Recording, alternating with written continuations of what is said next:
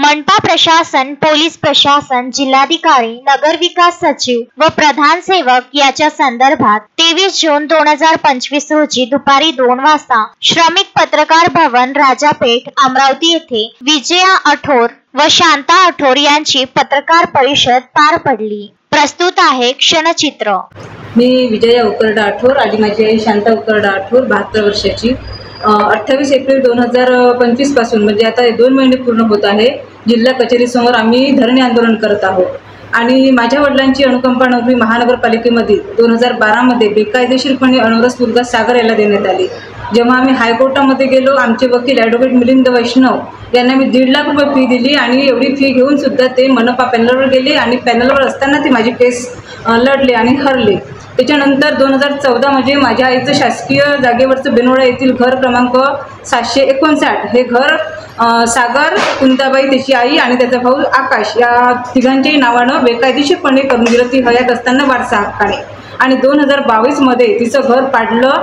त्या घरावर प्रधानमंत्री आवास योजना कुंताबाईच्या नावाने दिली आणि प्रधानमंत्री आवास योजना दिल्यानंतर माझ्या आईचं सामान काढलं, आमच्या कागदपत्राची चोरी केली आणि हे सगळं करून तिला बेघर केला या वयामध्ये।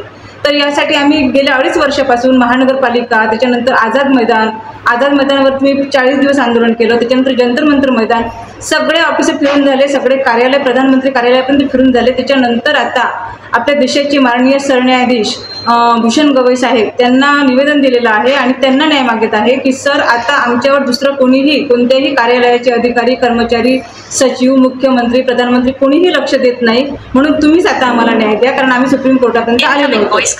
तर आता 1 जुलैपर्यंत आम्ही वेळ दिलेला आहे प्रशासनाला, शासनाला, की माझ्या वडिलांची अनुकंपा नोकरी मला त्वरित देण्यात यावी, कारण अनुकंपा नोकरी हे संपूर्ण कुटुंबाचा सांभाळ करण्याकरिता असते आणि कुटुंबातल्या जर एखाद्या व्यक्तीची जरी तक्रार असेल तर त्याला नोकरीवरून खारिज करता येते, असा 17 नोव्हेंबर 2016चा शासन निर्णय आहे। या शासन निर्णयाच्या अनुषंगाने बेकायदेशीरपणे सागरला दिलेली अनुकंपा नोकरी त्याला नोकरीवरून खारिज करण्यात यावं आणि माझ्या वडिलांची अनुकंपा नोकरी मला रितसर देण्यात यावी, याकरिता सर्वांना निवेदन दिलेलं आहे। आणि येत्या 1 जुलै 2025चा आत्मदहनाचा इशारा माननीय सरन्यायाधीश भूषण गवई साहेबांना दिला आहे। अशोकभाई जोशी, विदर्भ न्यूज, अमरावती।